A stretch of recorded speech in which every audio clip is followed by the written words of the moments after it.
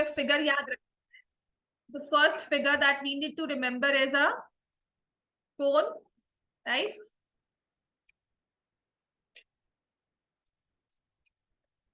So the figure that I need to remember is a cone. So we have a circular base, right? और एक top point से हमने इस base के सभी पॉइंट्स को ज्वाइन कर दिया, right? So this figure is called the cone. Cone में जो डायमेंशंस होती है कौन सी होती है? एक तो हमारे पास होती है, बताओ, रेडियस ऑफ द बेस, एक होगा हाइट, ठीक है, हाइट, और एक हो जाएगी स्लांट हाइट। एक अपने पास आ जाएगी स्लांट हाइट। इतना याद है ना हमें, राइट? देन इस कोन को हम आइडली क्या बोलते हैं, जो आपके सिलेबस में भी है? We call it a right circular cone. This way से is a right circular cone. Clear हो गया इतना? दिस वे से is a right circular cone. Right क्यों? क्योंकि राइट एंगल बनता है किसमें? रेडियस और हाइट में, ठीक है? रेडियस और हाइट में राइट एंगल बनता है। और स्लांट हाइट अगर हमें निकालनी हो तो वो क्या होगा? हम क्या लगाएंगे इसमें? Pythagoras theorem. Can I see this triangle? Right angle triangle बनता है। और अगर मुझे कोई साइड निकालनी होती है तो वो बन जाता है x square plus r square का under root, that is my right angle triangle से स्लांट हाइट निकल गई। अब यूजुअली ना अगर कोन का क्वेश्चन अटकता है ना, वो स्लांट हाइट पे निकलता है, बिकॉज वो स्क्वायर रूट आ गया और कभी कभी ये परफेक्ट स्क्वायर नहीं होता, राइट? तो घबराना नहीं है, वैसा हो वैसा ही दिया होगा। इन केस आपको कोई स्लांट हाइट दी हुई है तो आप उसे वैसे ही यूज करोगे। फॉर्मूला में यूज करके कभी हाइट निकालनी होगी, कभी डायरेक्टली आपको सिर्फ surface area volume, surface area निकालना होगा वॉल्यूम में। इस स्लांट हाइट को हम यूज करते हैं in my curved surface area, इस कोन के कर्व्ड सरफेस एरिया में। ठीक हो गई? इस कोन के कर्व्ड सरफेस एरिया जो कि होता है pi are l, right? Curved surface area मतलब कोन का सिर्फ आगे पीछे का हिस्सा, ना मैं उसका बॉटम देख रही हूँ पॉइंट वाला, और ना उसका कोई टॉप या अंदर का कुछ पोर्शन नहीं देख रही। I am just looking at the outside, उसको मैंने कवर किया, दैट्स इट, राइट? तो कोन का कर्व्ड सरफेस एरिया मतलब जो ये सरफेस हुई घूमने वाली, this will be the curved surface area. Clear हो गया इतना? Then we have surface area, या जिसे हम लिख देते हैं total surface area. Total surface area is pi R L plus, अब एक कोन है, आपने उसे ऊपर ढक्कन दे दिया तो हमारा बेस बन गया, and that will be pi are square. Usually लिखा जाएगा पाई आर कॉमन लिया, आर प्लस एल। क्लियर हो गया इतना?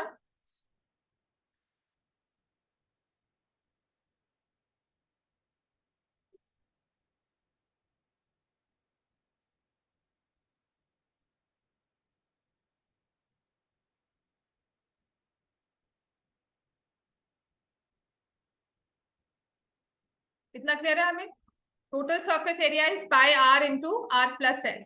अब एक चीज होती है नेक्स्ट, जो थोड़ा सा डिविजन हम इसमें करेंगे, अ solid cone and a hollow cone.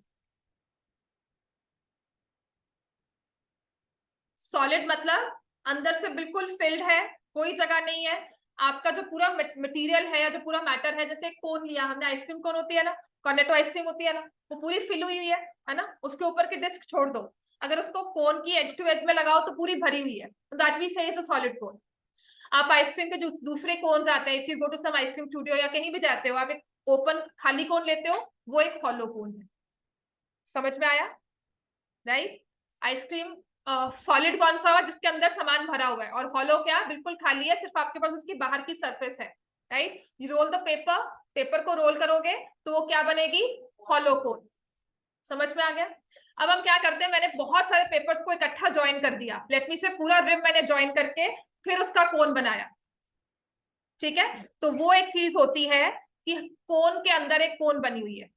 Can you see this? ऐसा जिसमें थिकनेस हो, ये कोन के अंदर ऐसे एक कोन बनी हुई है, ये समझ में आ रहा है? हाँ जी, बीमार नहीं हम, मुझे कहती बीमार है। मार्क्स कितने आए? ठीक आ गए कि नहीं? ठीक ही है। चलो बैठो। सो वी हैव, एक तो होती है सॉलिड कोन, अंदर से पूरी फिल है, एक होती है हॉलो, थोड़ी बहुत अंदर से पूरा खाली है, सिर्फ बाहर का एक ढांचा है, अंदर से खाली है, ठीक है। और एक होती है कोन विद सम थिकनेस, राइट, मतलब मैंने कोई मोटी सी शीट ली, उसको फोल्ड करके कोन बनाया है, राइट, एक मोटी सी शीट ली, उसे फोल्ड करके जब हमने कोन बनाया, तो I have some thickness for that cone, right. या मैंने पूरी सॉलिड कोन लेकर ना उसको थोड़ा सा अंदर से स्कूप आउट करना शुरू कर दिया, सो दैट अंदर एक लेयर रहती है और वैसे भी खाली है। समझ में आ गया? तो उस केस में क्या होता है, दो कोन्स बनती है, एक तो ये आउटर में और एक अंदर में। समझ में आ गया? एक तो बाहर की बाहर कोन बनी हुई है और एक अंदर है। फॉर एग्जाम्पल इफ आई से कि मुझे कल इसको पेंट करना है, तो मेरे पास कितनी सरफेस है, या खुद आप सोचो आप कितनी सरफेस को फील कर सकते हो if you have it here in your arm. अगर आपके हैंड में ये हो, आप एक बाहर की सरफेस फील कर पाओगे और अंदर की एक सरफेस होगी जो फील हो सकती है आप। समझ में आ गया? तो एक इसमें होता है ऐसी वाली कोन्स में, इसकी फिगर को ड्रॉ कर लो, कोन के अंदर कोन है, this is not a hollow cone, this is with some thickness, ना ये सॉलिड कोन है ना ये हॉलो है, this is a cone with some thickness. ठीक हो गया? तो इसमें एक होता है आउटर रेडियस, एक होता है इनर रेडियस।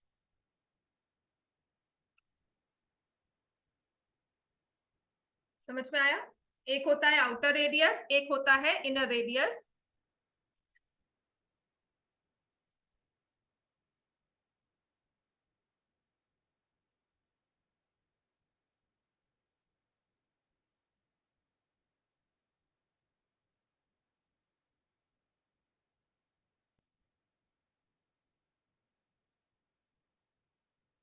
ठीक है, this is your outer radius. Now both the circles they have the same centre. जो दोनों सर्कल्स होते हैं उनके सेंटर्स ऑलमोस्ट सेम, उनके सेंटर्स सेम होते हैं, और ऐसे सर्कल्स को हम क्या बोलते हैं?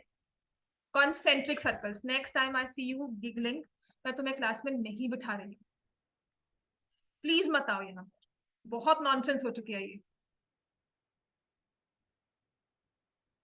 ठीक है, तो एक होती है आउटर रेडियस, एक होता है इनर रेडियस, दोनों में फर्क क्या है? इस थिकनेस का, right, this is the thickness. Clear हो गया? ऐसे वाले क्वेश्चन को मैं क्वेश्चन स्पेसिफिक ही हम होकर चलेंगे। इसमें होता है कि कितना सॉलिड यूज हुआ है, या अगर ये कोर एक आयरन से बनी है या हमने कोई मेटल से बनाई है, तो what is the volume of the metal. Clear हो गया? What is volume of the metal? तो हम क्या करते हैं, outer volume minus inner volume. समझ में आ गया? Outer minus inner. सबसे आसान चीज था सिलेंडर के केस में समझाना, because I have the solid figure, जिससे कि ये वाला यहाँ पर एक हिंज सा लगा हुआ है, राइट, इफ यू सी इसके अंदर स्पेस है, राइट, ये हॉलो है, पिन लगाने के लिए, नेल लगाने के लिए इसमें हॉलो एक स्पेस दी हुई है। ठीक है, देख लेना बाद में, तो आपको समझ में आएगा कि अंदर, बिकॉज ये सॉलिड है, कुछ थिकनेस है, बट अंदर स्पेस भी है, you can see that space inside, एक पाइप सा बना हुआ है, राइट। तो उस केस में अगर मुझे देखना है कितना भारी है, तो मैं क्या करूंगी, जितना फेस फिल हुआ है हम उसी को कैलकुलेट करेंगे। तो outer volume minus inner volume, वो होता है the volume of the metal used, right, या what is the capacity, outer volume minus inner volume. समझ में आ गया ये? और जो सरफेस एरिया होता है ना, अगर मुझे इसका लिखो, क्वांटिटी ऑफ मेटल या वॉल्यूम ऑफ मेटल होता है ना, तो वो हमेशा माइनस होता है, outer volume minus inner volume. लेकिन अगर मुझे इसका सरफेस एरिया निकालना हो, तो क्या होगा, आउटर सरफेस एरिया कर्व्ड में plus inner curved surface area. आपने किसी चीज को स्कूप आउट किया है ना, तो सरफेस बढ़ जाती है।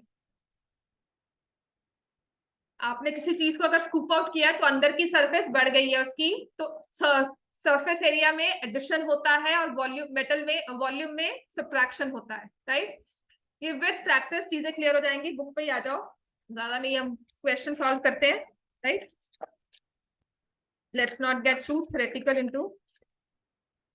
तुम्हें इतनी हंसी आती क्यों है? किस बात पे हंसते हो?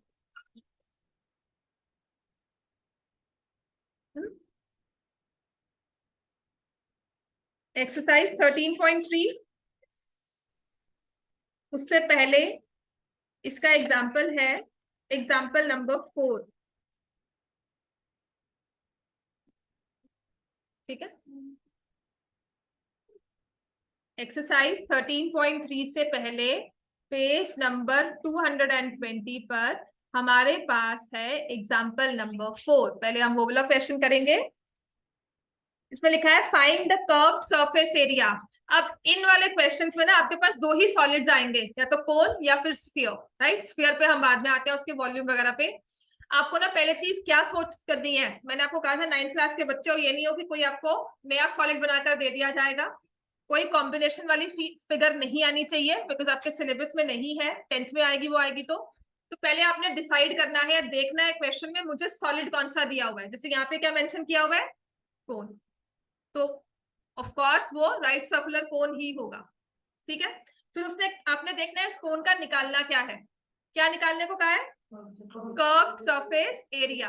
तो पहले मेरे दिमाग में कर्व्ड सरफेस एरिया का फॉर्मूला क्लियर होना चाहिए, पाई आर एल। ठीक है, तो I will write this formula pi R L.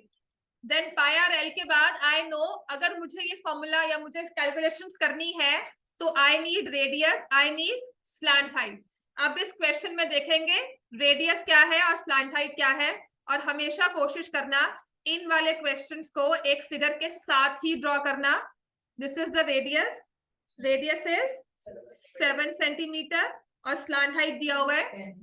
हाँ जी, पता क्या होता है, कभी कभी हम ना इसमें हाइट निकालनी शुरू कर देते हैं। चाहिए हाइट, पूछा क्या हुआ है हमें, कर्व्ड सरफेस एरिया, उसमें हाइट कहीं भी नहीं चाहिए। तो I will just apply this formula pi R L. Pi, radius दिया हुआ है 7, स्लैंट हाइट दिया हुआ है 10। पाई की वैल्यू क्या यूज करने को कही है, 22/7, 220 स्क्वायर सेंटीमीटर्स। समझ में आ गया। मान लो अगर मुझे इसमें से हाइट निकालनी होगी तो हम क्या करेंगे, height is equal to, height कैसे निकालेंगे, हमारा फॉर्मूला क्या होता है, L is equal to square root of R square plus H square. Radius कितनी दी हुई है, 7। ठीक है, एच स्क्वायर निकालना है और हाइट कितनी, स्लैंट हाइट कितनी दी हुई है, 10। Squaring both sides, 100 is equal to 49 plus H square. H square की वैल्यू क्या आ गई, 51। एच की वैल्यू क्या आ गई, स्क्वायर रूट ऑफ 51 सेंटीमीटर।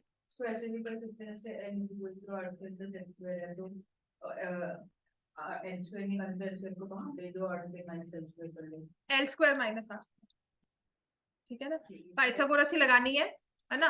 तो अगर आपकी L square minus R square कर रहे हो तो वो एच है, अगर आर निकालना है तो L square minus H square, बिल्कुल कर सकते हो। ठीक है, पर ध्यान रखना ऑफ कोर्स बड़ी वाली साइड से ही माइनस करोगे, स्क्वायर रूट प्लस में लोगे, नेगेटिव नहीं लेंगे हम। समझ में आ गया ये, इतना क्लियर है बच्चे सबको ये।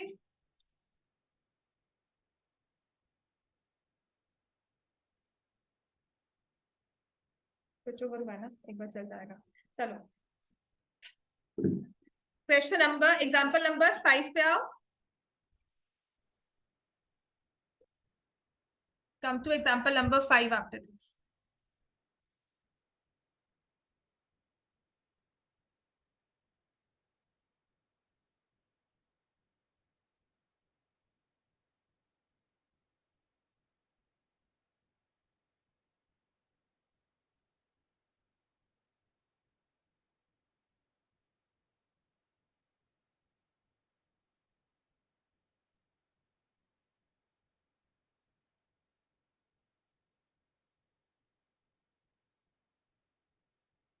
The height of a cone is 16 centimeter.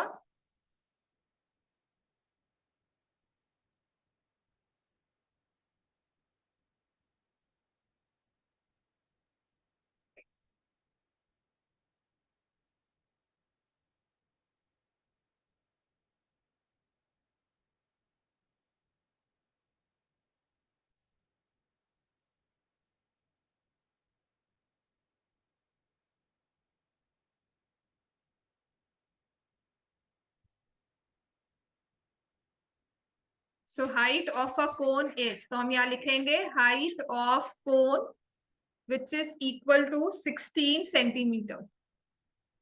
अब इस क्वेश्चन में ना थोड़ी सी कंफ्यूजन क्रिएट करने के लिए कभी कभी रेडियस की जगह क्या लिख देते हैं, डायामीटर। तो बस वही ध्यान रखना, रेडियस दिया हुआ है 12 centimeter. Find the curved surface area and the total surface area. Pi को यूज करना है 3.14। कर्व्ड सरफेस एरिया का फॉर्मूला क्या होता है, पाई आर एल। रेडियस है, पाई की वैल्यू मेरे पास है, but I need the value of slant height. तो मैं अलग से स्लैंट हाइट कैसे निकालूंगी, square root of 6 square plus 12, 16 square plus 12 square, 256 plus 144, 400 का स्क्वायर रूट कितना होता है 20, ठीक है 20 सेंटीमीटर। तो वैल्यू पुट कर देंगे 3.14, रेडियस 12, स्लैंट हाइट 20। क्लियर हो गया बच्चे सबको ये?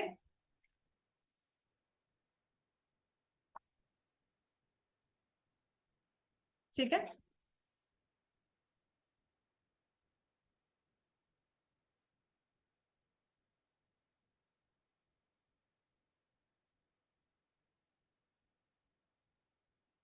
या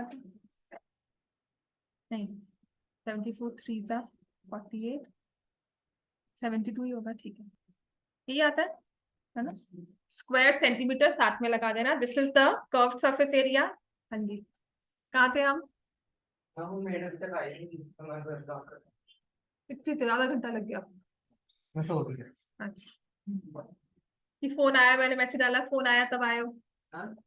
पता था क्लासेस चल रही है? फोन बंद है क्यों? पेपर्स के बाद मिला ही नहीं? नहीं, पेपर्स सब काम है बस। हाँ, एक उसके दिन तेरे उठ के कहते चलो पढ़ो। Total surface area is pi R L plus pi are square. Paper कैसा हुआ था? Okay okay okay okay. कितने मार्क्स आने की उम्मीद है?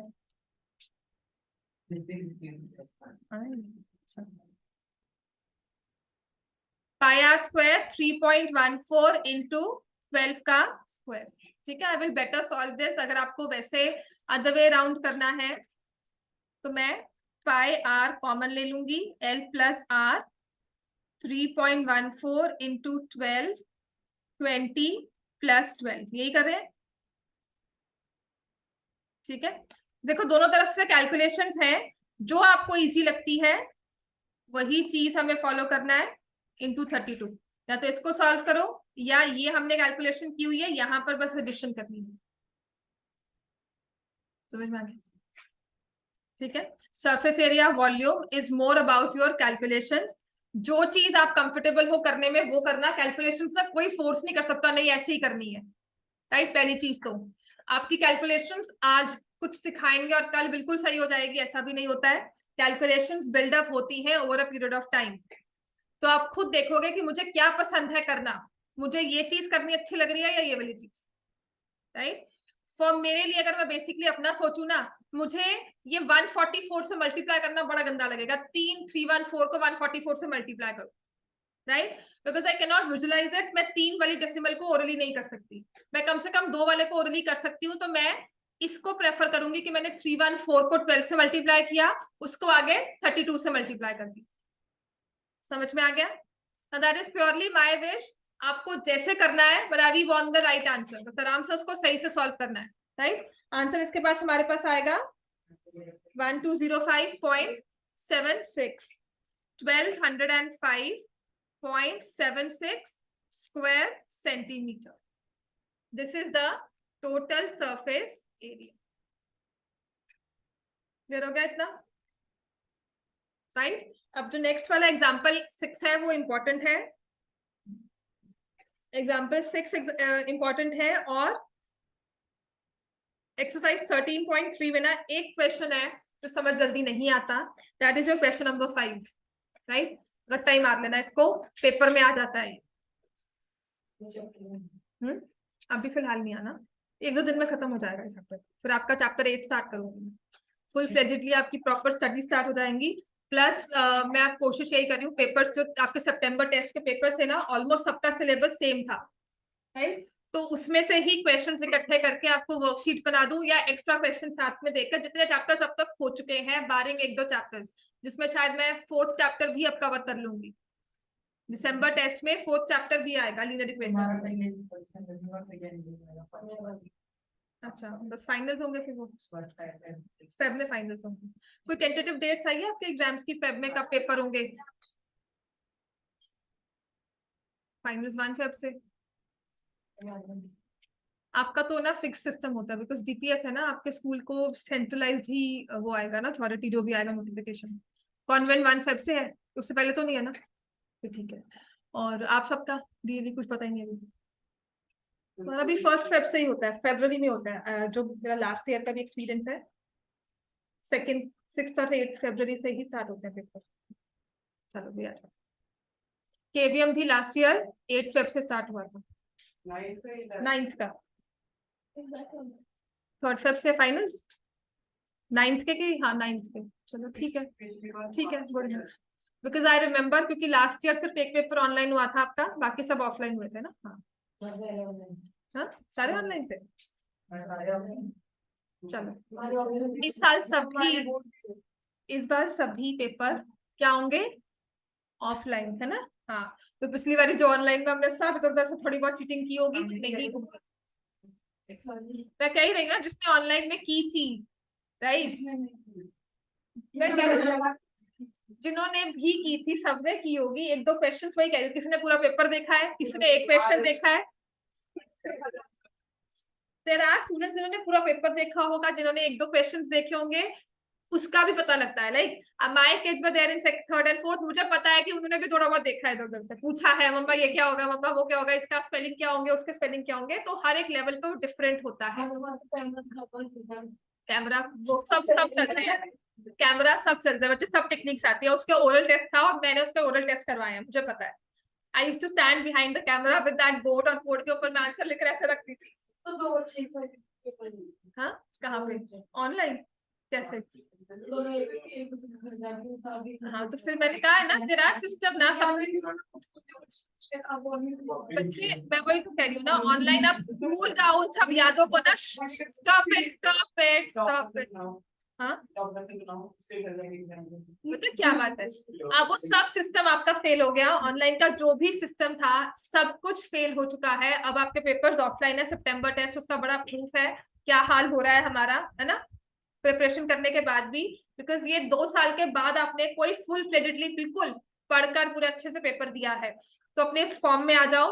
आपका जो भी पेपर होगा वो ऑफलाइन ही होगा, राइट? चलो, आप क्वेश्चन ऑफ एग्जाम्पल नंबर 6, और अगर 1st फेब से स्टार्ट है देन वी आर कंफर्टेबल, हमारे पास टाइम काफी है। नवंबर अक्टूबर एंड तक लगाओ, आपका सिलेबस पूरा हो सकता है सर्कल्स के साथ ही, आराम से हो जाता है। मुश्किल नहीं है सर्कल्स, एकदम से बहुत ज्यादा हो जाता है। I am plan November 10th लगा लो, तब तक प्रॉपर आपका सिलेबस पूरा हो जाएगा।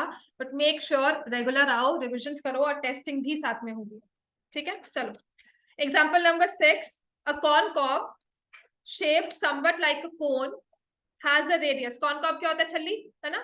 तो उसकी approximate shape जो ली है that is in the form of a cone, right? तो उसने कहा है shaped somewhat like a cone has the radius of its broadest end। तो ये इस तरह से उसने फिगर आपको दिखाई हुई है। जो ब्रॉडेस्ट एंड हुआ वो नीचे वाला हिस्सा हो गया, ये वाला हिस्सा, राइट? तो इसने कहा है radius of the broadest end. यहाँ पे जो रेडियस है that is how much? 2.1 centimeter. So साथ ही आप क्वेश्चन में लिखोगे radius of concave edge 2.1 centimetre.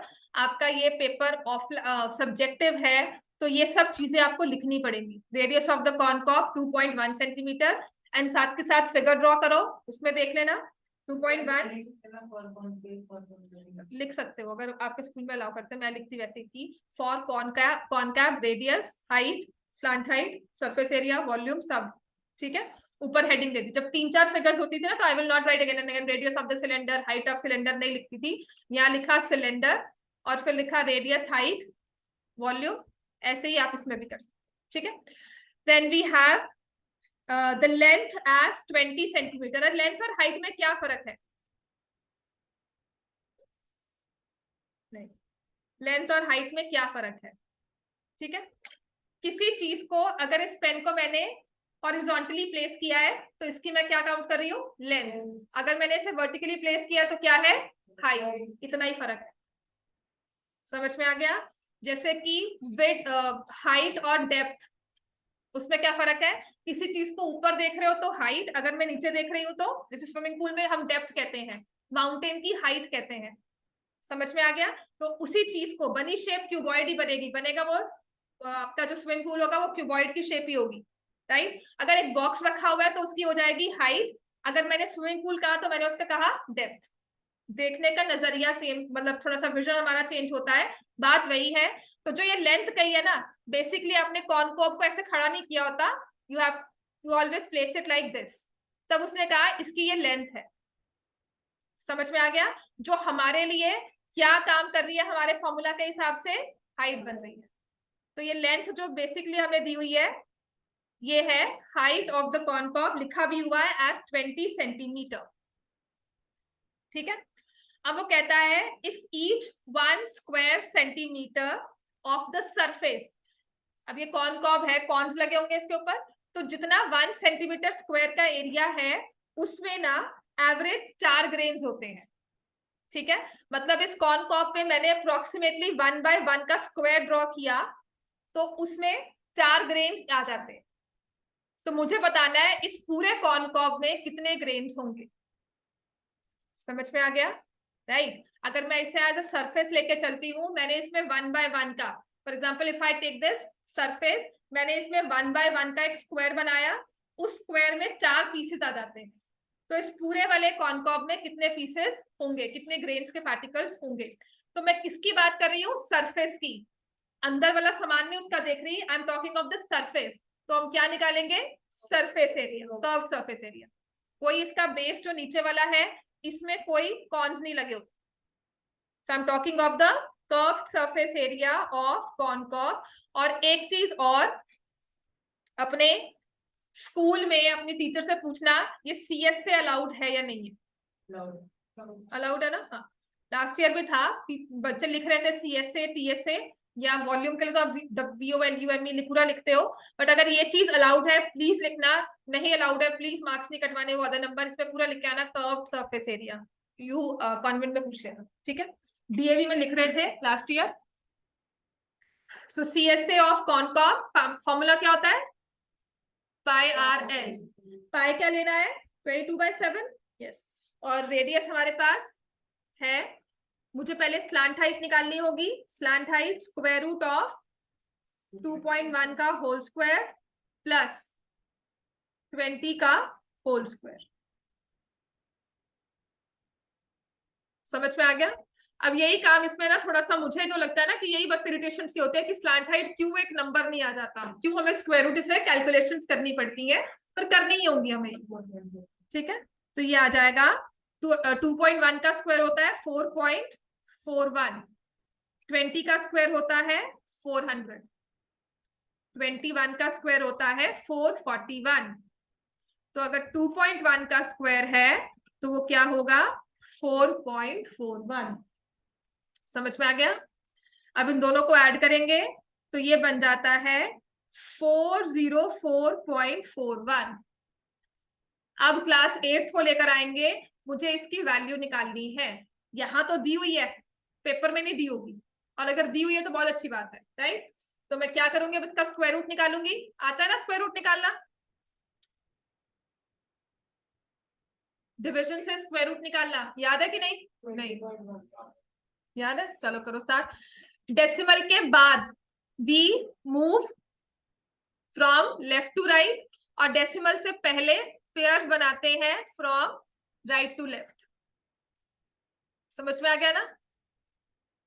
अगर ये 404 है तो कुछ इस तरह से पेयर्स बनते हैं, अगर ये 4041 होता तो मैं इस तरह से पेयर्स बनाती। 40412, याद आ गया है ना? ग्रुप्स बनाते हैं। और पॉइंट्स के बाद तो we move like this only. समझ में आ गया? चलो, ये आपका स्क्वायर रूट निकालने का काफी जगह पे यूज होता है, सो इस टेक्निक को स्क्वायर रूट की याद कर लेना कैलकुलेशंस में।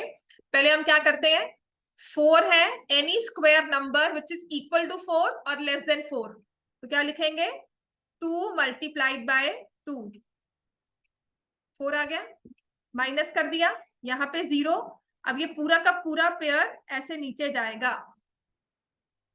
समझ में आ गया? ये 2 + 2 क्या होता है, 4, वो यहां लिख दिया। समझ में आ गया बच्चे सबको? अगर नहीं याद है जस्ट लुक थ्रू इट, फिर उसके बाद नोट डाउन कर लेना। अब हम क्या करेंगे, मैं इस 4 के साथ कोई ऐसा स्क्वायर नंबर लगाऊंगी जो 004 बन जाए। तो हम क्या लेंगे, 0 × 0, क्योंकि अगर मैं 1 भी लिखती हूँ तो वो 4 से बड़ा हो जाएगा। तो my next number will be 40 multiplied by 0 which is 0, तो ये आ गया 4 और ऊपर से आ जाएगा 441। अब 40 में 0 ऐड किया, वो बन जाता है 40।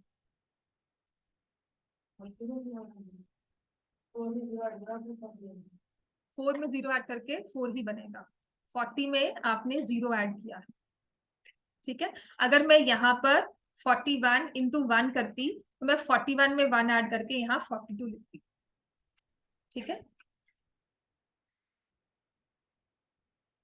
समझ में आ गया बच्चे? यहाँ पे 40, so now I need to add a number multiplied with the square number जिसका आंसर 441 हो या 441 से कम हो, तो क्या लिखेंगे, 1, 401, यहाँ पे आ गया 40 और ये आ जाएगा 402। नेक्स्ट स्टेप का डिवाइजर के इनिशियल 3 डिजिट्स होंगे 402। अब इसके बाद जब ऊपर से मुझे 0 नीचे लेके आनी है, तो क्योंकि स्क्वायर रूट है तो वो हमेशा क्या आएंगी, पेयर्स में। ठीक है, तो अगर 402 है, इसके बाद ये 0 ही आएगा, तो 0 ज़ा 0, ये 4000 नीचे आ गया, फिर 2 0 नीचे आएंगी और ये बन गया 4020।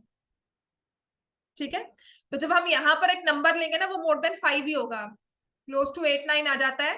दैट इज वाई अप्रोक्सीमेट करके उन्होंने बुक में यूज किया हुआ है 20.1 का। इसके बाद ना, जब आप अब 4 लाख वाला नंबर बना रहे हो ना ये, तो आप किससे मल्टीप्लाई करो, 4020, यहाँ पे 9 ले लो, यहाँ पे 81 आ गया, 8136, तो ये 9 हो गया ना।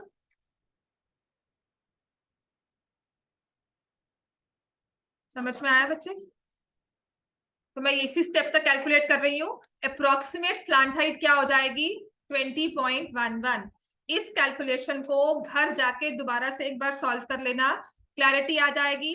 आपके सरफेस एरिया वॉल्यूम में मोर देन योर फॉर्मूलाज, ये सिर्फ यही है जहां गलतियां होती हैं आपकी कैलकुलेशंस। ठीक है, क्योंकि इसमें ना सॉल्व करते करते हम भूल जाते हैं क्वेश्चन क्या था।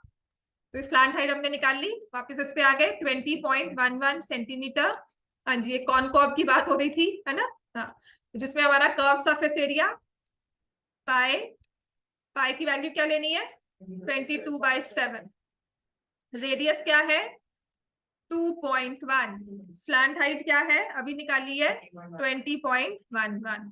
तो इसको सॉल्व कर लो, 22 × 3/10 × 2011/100। सॉल्व किया है कि नहीं, देखा 132.726। आपका आज का होमवर्क ही यही होगा, अपार्ट फ्रॉम योर पेपर। ये 1-2 क्वेश्चंस है, इसकी एक एक कैलकुलेशन प्लीज, यहाँ पे कुछ बच्चे फास्ट होते हैं वो कैलकुलेशन कर लेते हैं, लेकिन अगर किसी ने यहाँ नहीं की है, घर जाके एक बार जरूर करना। Take it as a homework, seriously आज ये करके आना है। ये 2-3 क्वेश्चन ही, पर एक एक कैलकुलेशन आपने की हो। ठीक है, अब आते हैं इस क्वेश्चन में।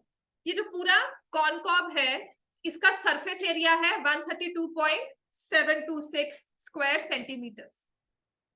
मुझे बतानी है इसमें कितने ग्रेन्स हैं।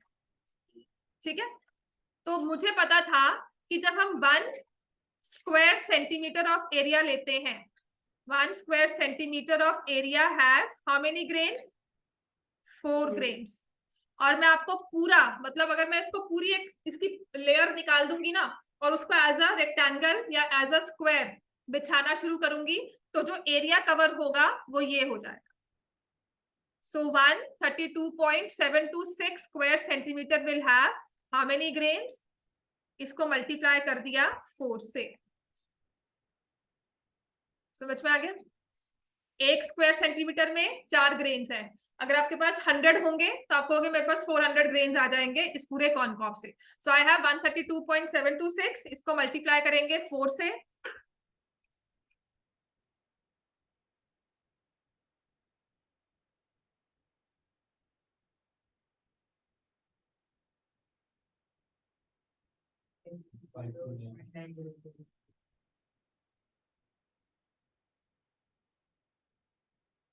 So how many grains approximately आप बोलोगे?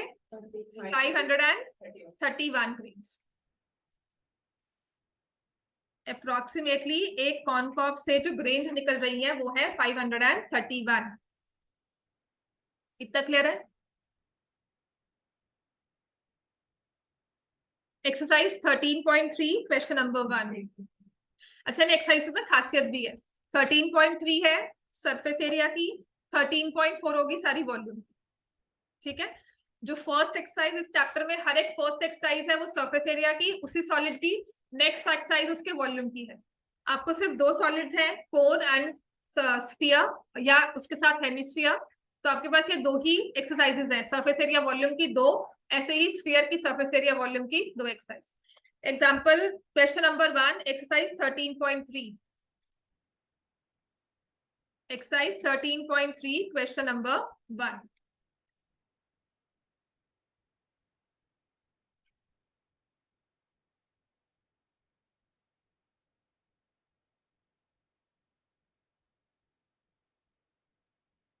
diameter of the base of a cone is 10.5 centimetre. तो एक कोन हमें बनाकर दी हुई है, उसका डायामीटर दिया है. तो जहां पर ये डायामीटर दिया होगा ना पेपर में, उसको अंडरलाइन कर लेना, पेंसिल से कर लेना, वरना ये कहोगे कि मैम अलाउड नहीं है. तो जस्ट अंडरलाइन करो और लिखो रेडियस. तो रेडियस ऑफ द कोन. तो simultaneously I will write radius of cone. तो मैं क्या लिखूंगी? 10.5 बाय 2 सेंटीमीटर. इसको सॉल्व करो ना करो पर इसे ऐसे ही लिखना है. अब 5.25 मैं नहीं लिखती हूँ. ठीक है, वो भी नहीं करना. हम क्या करूंगी मैं इसमें, देखो कैलकुलेशन वाइज अगर हम देखें ना तो मैं इसे लिख रही हूँ 105 by 20 and it's always better if I write it as 21 by 4. Calculation मैंने 5 कट कर दिया ना, ये लो. This will be 21 by 4. आपको ये बेनिफिट ही देगा. देखो एक है 525 बाय 100. अब इसको आप देखो रेडियस को कहाँ यूज करोगे आप? पाई आर एल में या पाई आर स्क्वायर में. अब इसको मैंने मल्टीप्लाई करना है 3.14 से. ये आसान है या इसको 3.14 से मल्टीप्लाई करना आसान है? ठीक है, पर्सनल चॉइस हो जाती है. I always prefer 21 by 4. ठीक है, तो यहां से रेडियस, और ये हेल्पफुल भी होता है, radius is 21 by 4 centimeter. Slant height दी हुई है 10 centimeter. Find the curved surface area. Formula क्या होता है कर्व्ड सरफेस एरिया का? Pi are l. तो वही 22 बाय 7, रेडियस है 21 बाय 4. अब निकालना है स्लैंट हाइट, हमें दिया ही हुआ है 10. slant height of cone is equal to 10 centimetre. ठीक है, अब ये कैलकुलेशंस भी आसान है. This is 5. Answer will be 165 square centimetre. समझ में आ गया बच्चे? Question number 2.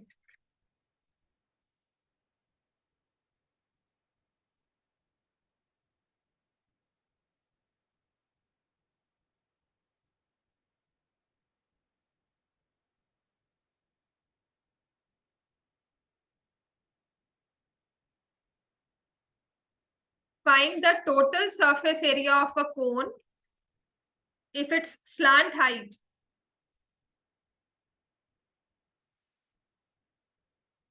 कितनी दी हुई है 21 मीटर्स, और दिया हुआ है diameter of cone how much 24 meters, और रेडियस क्या हो जाएगी फिर 12। टोटल सरफेस एरिया का फॉर्मूला क्या होता है L plus pi are square, pi are common, L plus R. Solve करो इसको।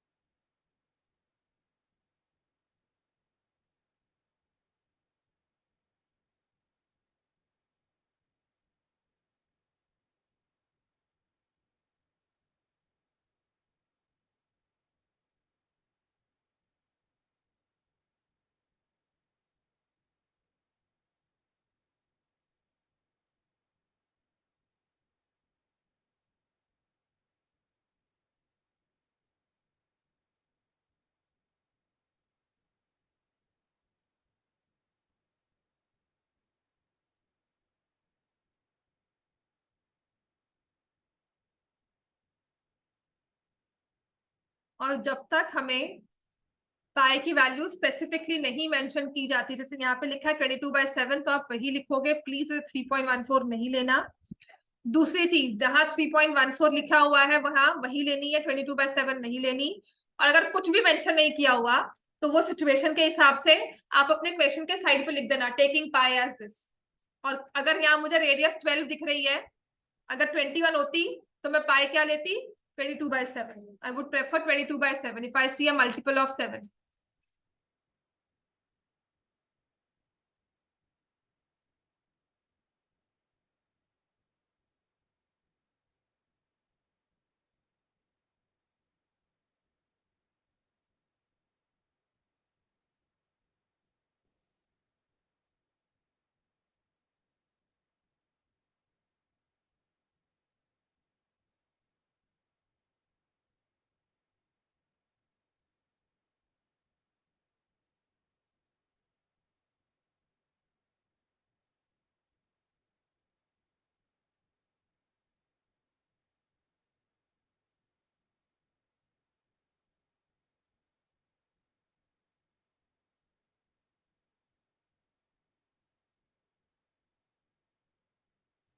यार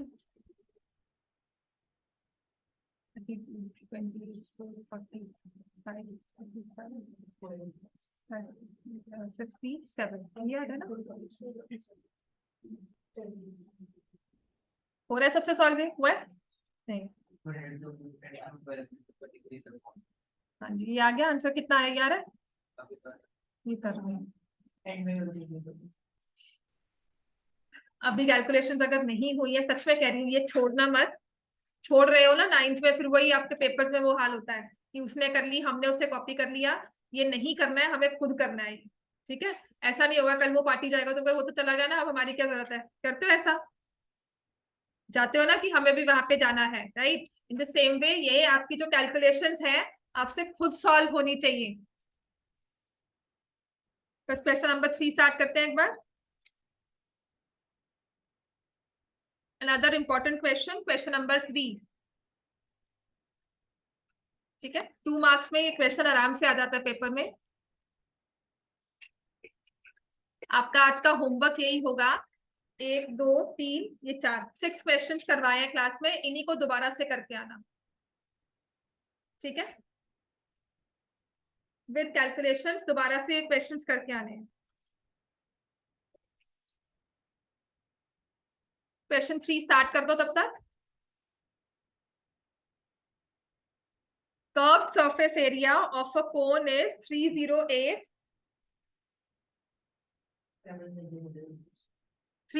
square centimeters. Slant height दी हुई है, find the radius and the total surface area. अब इसी क्वेश्चन में ना वेरिएशंस होती हैं, वो मैं सब आपको करवा दूंगी। इसमें लिखा है curved surface area of a cone is 308 square centimeter. इसकी slant height दी हुई है 14 सेंटीमीटर।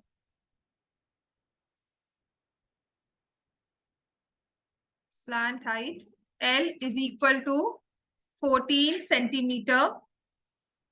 तो एक चीज है। अच्छा, अगर कर्व्ड सरफेस एरिया दिया है और किसका दिया हुआ है, कोन का, तो फॉर्मूला क्या होता है, पाई आर एल, और वो किसके इक्वल है, 308। पाई की वैल्यू को क्या यूज करना है, 22/7। रेडियस मेरे पास नहीं है, स्लैंट हाइट कितनी है, 14। तो फर्स्ट पार्ट आंसर हो गया। सिर्फ मैंने कर्व्ड सरफेस एरिया का फॉर्मूला लगाया। कुछ समझ नहीं आता ना इस क्वेश्चन में। फिगर में देखो हमें सॉलिड कौन सा दिया हुआ है, उसके सॉलिड का पूछा क्या हुआ है, वॉल्यूम या कर्व सरफेस एरिया, उसका फॉर्मूला लिख दो and then start filling in gaps कि ये पाई दिया तो इसकी वैल्यू क्या है, रेडियस क्या है, स्लैंट हाइट क्या है, हाइट क्या है, राइट। तो ये क्वेश्चन उसके हिसाब से काफी आसान हो जाएगा। तो आपकी रेडियस कितनी आ जाएगी, 7 centimeter. Now it says find the total surface area. Total surface area का फॉर्मूला क्या होता है, नेक्स्ट स्टार्ट कर दो, pi R L plus pi are square.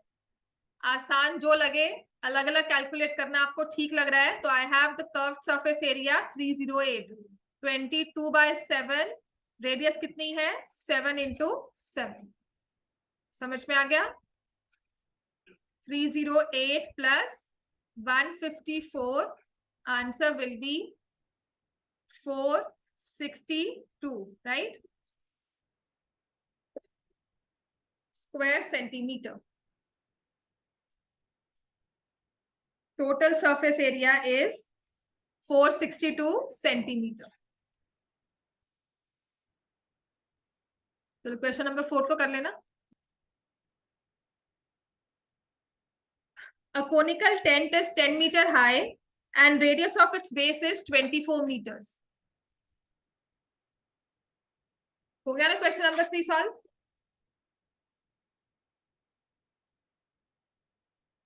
Next we come to question number 4. A conical tent is 10 meter high. High का मतलब height of the cone. Height of the conical tent कितनी दी हुई है, 10 meters. Radius of the base is equal to 24 meters. Find the slant height. तो slant height का formula क्या होता है,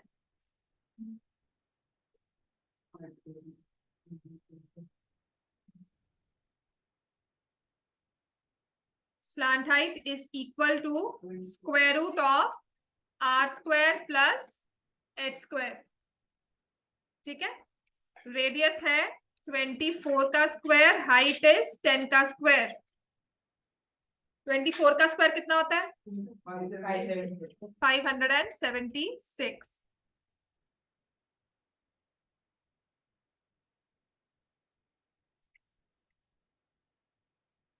676 का स्क्वायर रूट। अब अगर ये निकालना नहीं आता, इसको फैक्टराइज कर लो 676 को। तो 676 is divisible by 2, 2, 3, 3, 8. Again I'll take 2, 1, 6, 9. 169 से क्लैरिटी हो जाती है, 13 का स्क्वायर। अभी आपका चैप्टर 1 जो है ना वो काम में आता है यहाँ पर। 2 into 2 into 13 into 13. Answer will be 26 meters. Answer will be 26 meters. ठीक है इतना। Find the cost of canvas required to make the tent.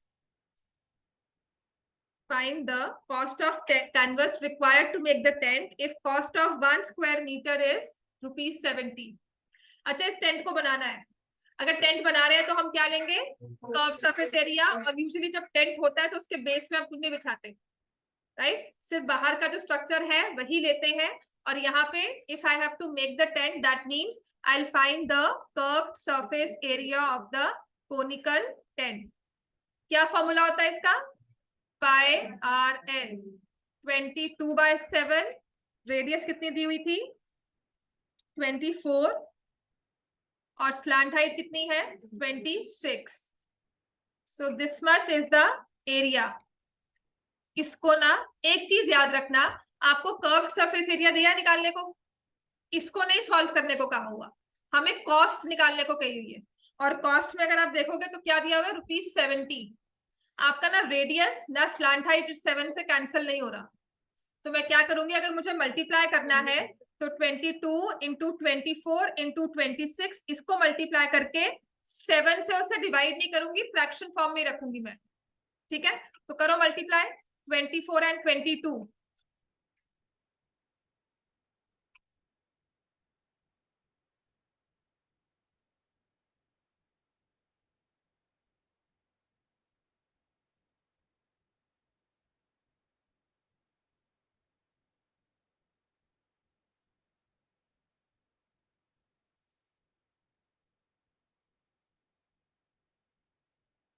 याद है,